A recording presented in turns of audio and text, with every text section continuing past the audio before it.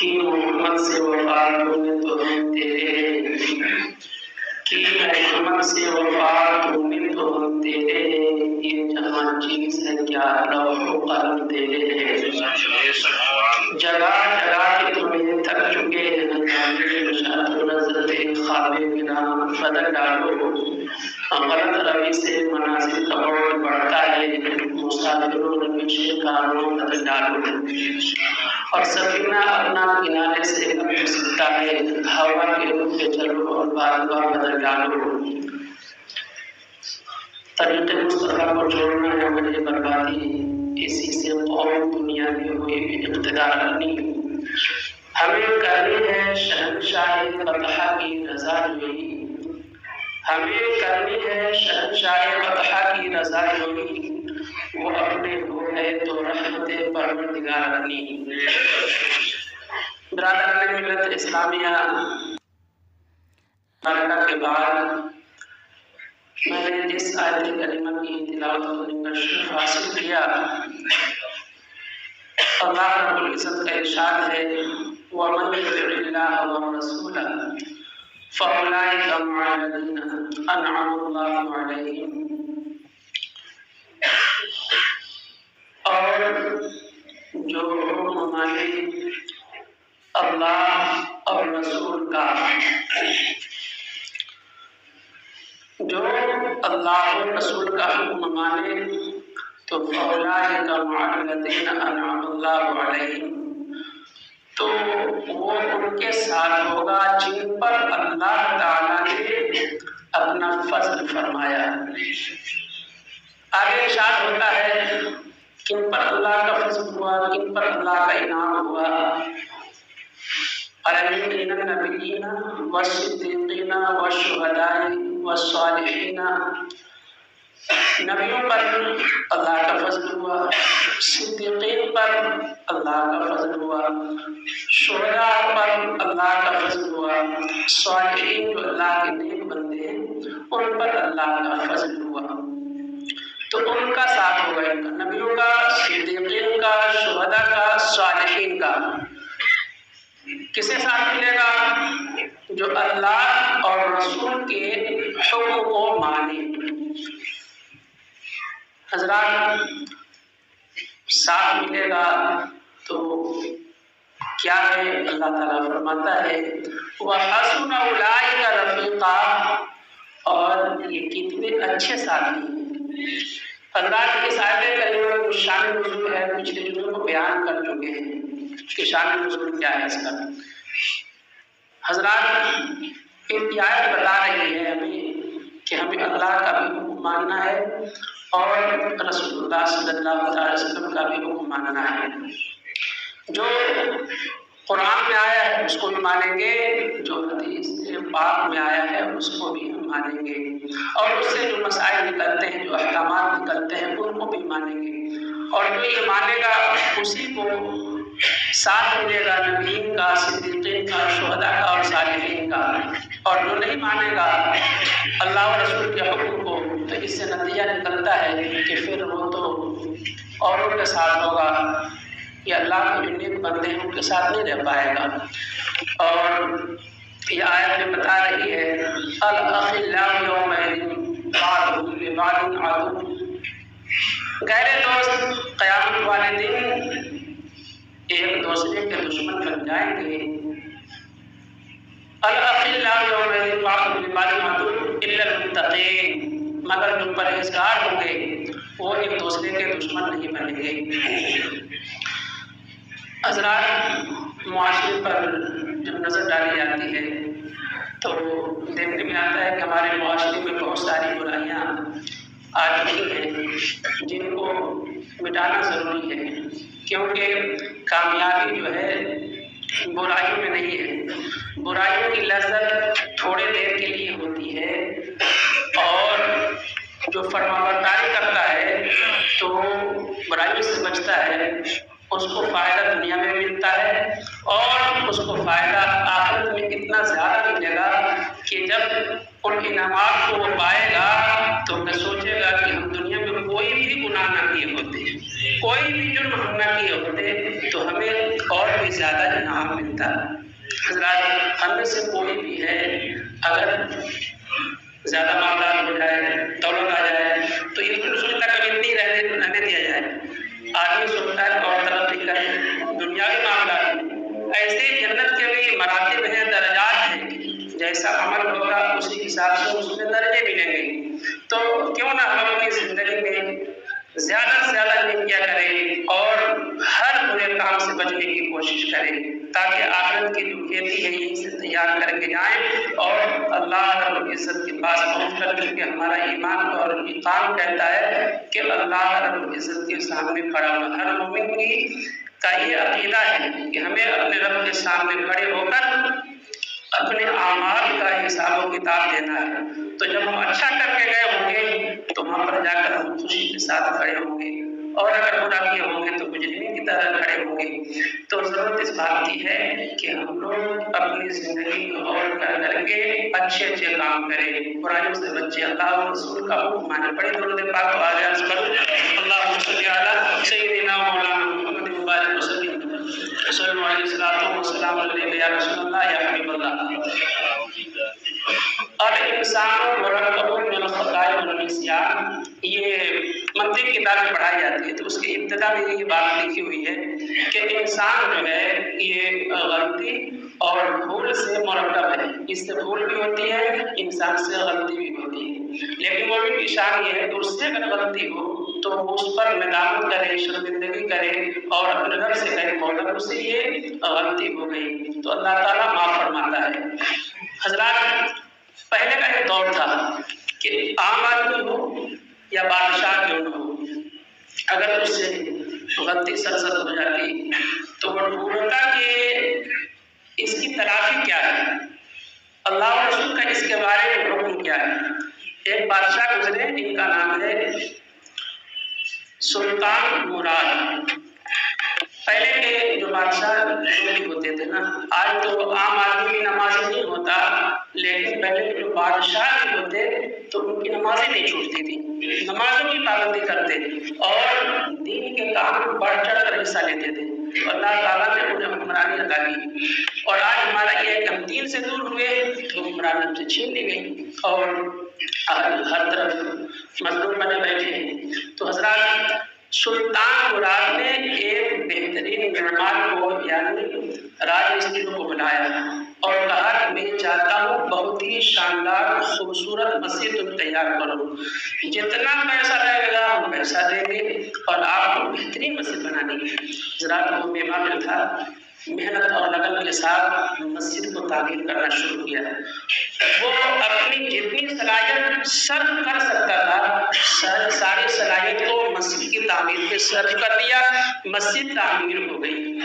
جب مسجد تیار ہو گئی تو بادشاہ کو پتہ چلا کہ مسجد تعمیر ہو گئی ہے تو کہا کہ چلو میں بھی دیکھوں کہ مسجد کیسی بنی ہے۔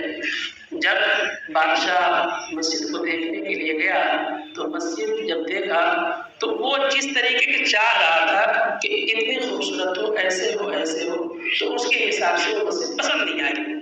جب مسجد پسند نہیں آئی تو بادشاہ ہوتا ہے، پاور ہوتا ہے اس کے پاس، بہت غصے میں آیا اور معمار کو بلا کر اس کے ایک ہاتھ کو کاٹ دیا اور کہا کہ میں نے جیسا کہا تھا ویسا تم نے بنایا نہیں۔ حضرات اور بیچارہ کیا کرتا، جتنی اس کے اندر صلاحیت تھی اس صلاحیت کے مطابق اس نے کام کیا تھا، مسجد کو تعمیر کیا تھا، تو بادشاہ کو یہ کام تو نہیں کرنا چاہیے تھا۔ اب بادشاہ نے یہ ظلم کیا ہے تو بادشاہ سے کیسے انتقام لیا جائے، لیکن نہیں، دور وہ تھا، اس دور میں وہ شخص سیدھے قاضی صاحب کے پاس گیا، جو جج تھے ان کے پاس گیا اور کہا کہ جج صاحب میرے ساتھ ظلم ہوا ہے اور ایک ظالم نے میرا ہاتھ کاٹ لیا ہے، میں آپ سے انصاف کی بھیک لینے کے لیے آیا ہوں تاکہ آپ انصاف کر دیں۔ حضرات جج نے کہا کہ قاضی صاحب نے کہا کہ اس ظالم کا نام بتاؤ کہ کون ہے جس نے تمہارے ہاتھ کو کاٹ دیا ہے۔ اس نے کہا کہ وقت کا جو بادشاہ ہے سلطان مراد، اس نے ہمارے ہاتھ کو کاٹا ہے۔ حضرات آج کل آپ دیکھتے ہیں فیصلے کیسے آتے ہیں، لیکن وہ دور تھا اسلامی حکمرانی تھی۔ جج صاحب جو ہے آج کا کوئی جج ہوتا تو کہتا ہے یار ہمیں تو خود ہی بادشاہ نے رکھا ہے اور بادشاہ نے تمہارے ہاتھ کو کاٹا ہے، اگر تمہاری گردن بھی مار دیتا تبھی میں کچھ نہیں کرتا، لیکن اس نے تو ہاتھ ہی کاٹا ہے، تم شکایت کرنے آ گئے میرے پاس۔ لیکن وہ دور تھا قرآن اور حدیث پر عمل کرنے والے لوگ تھے۔ جج نے فوراً حکم نامہ جاری کیا، سمن جاری کیا اور بادشاہ کے پاس سمن بھیجا گیا۔ اس میں لکھا تھا وَلَكُمْ فِي الْقِصَاصِ حَيَاةٌ يَا أُولِي الْأَلْبَابِ لَعَلَّكُمْ تُفْلِحُونَ۔ جب بادشاہ کے پاس سمن قاضی صاحب کا جج صاحب کا پہنچا، بادشاہ نے جب اس کو پڑھا، مجرم کی طرح، ایک جو مجرم ہوتا ہے مجرم کی طرح دربار میں حاضر ہوا، اور جو جج صاحب تھے قاضی صاحب، تو انہوں نے بادشاہ کے آنے پر بادشاہ کے لیے کھڑے بھی نہیں ہوئے، اپنی جگہ پہ بیٹھے رہے اور بادشاہ کو کہا، اپنے پاس بیٹھایا بھی نہیں، کہا کہ ایسا ہے کہ جہاں پر یہ مدعی کھڑا ہے اس کے بغل میں آپ بھی کھڑے ہو جائیے اور بتائیے کہ آپ نے اس کے اوپر ظلم کیوں کیا اور اس کا ہاتھ کیوں کاٹا۔ بادشاہ کے پاس کوئی جواب نہیں تھا، وہ خاموش تھا۔ تو جیسا آپ نے کہا وَلَكُمْ فِي الْقِصَاصِ حَيَاةٌ، یعنی تمہارے لیے قصاص میں اسلامی شریعت میں یہ ہے کہ اگر کسی نے کسی کا ہاتھ کاٹ دیا تو اس کا بھی ہاتھ کاٹا جائے گا، اگر کسی نے کسی کو قتل کر دیا ہے تو اس کو بھی قتل کیا جائے گا۔ اسلامی حکم ہے، قرآن میں صاف صاف ہے۔ تو انہوں نے یہ آیت پڑھ کے اس کو پھر بتایا، بادشاہ ناراض نہیں ہوا، انہیں کہا کہ آپ یہ کیا سنا رہے ہو مجھے، نہیں، اس نے آستین سے اپنے ہاتھ کو باہر کر دیا اور کہا کہ جج صاحب آپ اس کو پردہ دلوا دیجیے اور قیامت کے عذاب سے، آخرت کے عذاب سے ہمیں بچا لیجیے۔ کہا کہ آخرت کے عذاب سے ہمیں بچا لیجیے۔ جب بادشاہ نے اپنی آستین سے ہاتھ کو باہر کر کے قاضی کے ساتھ کیا، سامنے جب کیا، تو وہ مدعی جو آ کر جج صاحب کے پاس شکایت بادشاہ کی تھی، کہنے لگا کہ میں اللہ اور اس کے رسول کی خوشنودی کے لیے بادشاہ کو معاف کرتا ہوں۔ تو جناب وہ دور تھا کہ اگر بادشاہ سے بھی کوئی غلطی سرزد ہو جائے تو لوگ ڈرتے نہیں تھے، انصاف انہیں بھی ملا کرتا تھا۔ لیکن آج کا ایک دور ہے، سنبھل میں کیا کیا ہوا، بیچارے مسلمان مارے بھی گئے اور الٹا انہیں جو مقدمہ بھی دائر ہوا، کیا کیا نہیں ہو رہا ہے۔ تو اللہ کی کامیابی کیسے مل سکتی ہے؟ کامیابی جب ملے گی جب آپ اللہ اور رسول کے حکم کو مانیں گے۔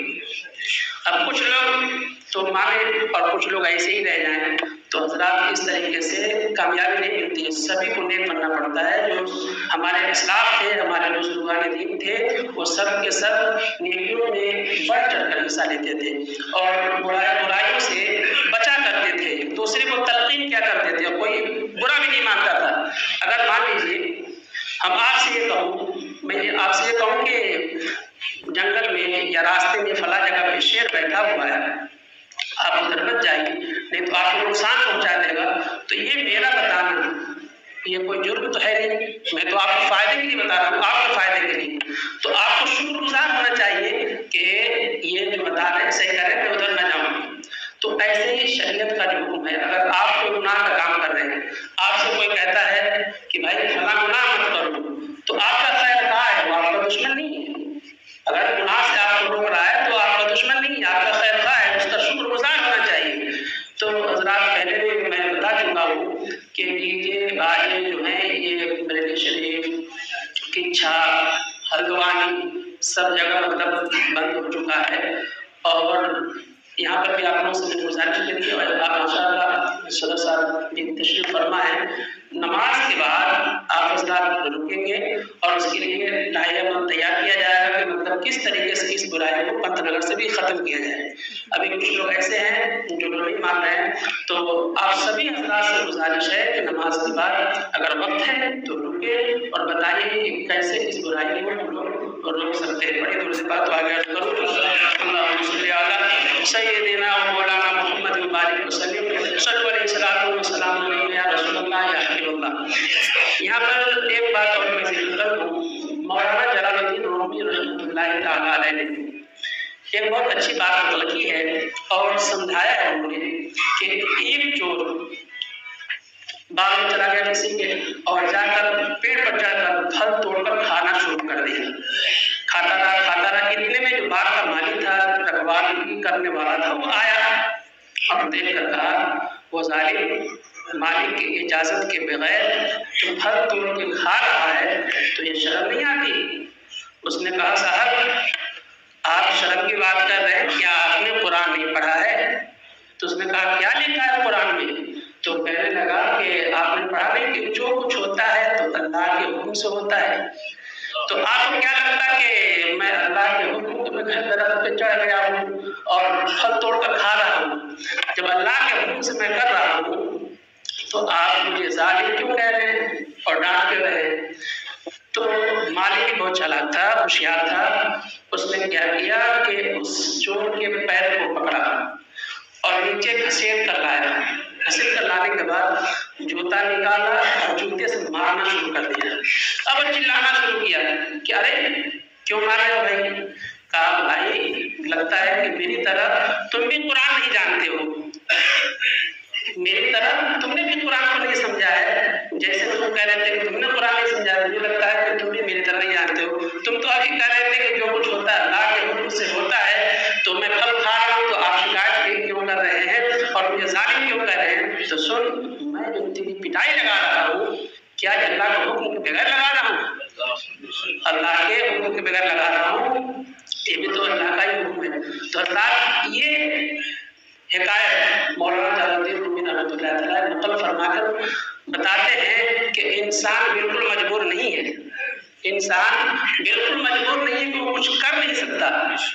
انسان کو اللہ نے اختیار دیا ہے کہ چاہے تو نیکی کرے چاہے تو برائی کرے، نہیں تو جزا اور سزا کس بات پر ہے؟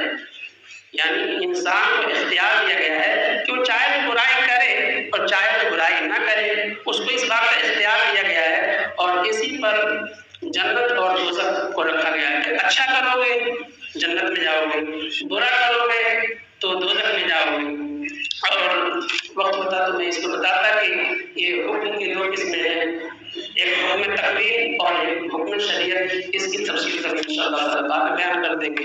استغفر اللہ ربی من کل ذنب و اتوب الیہ. السلام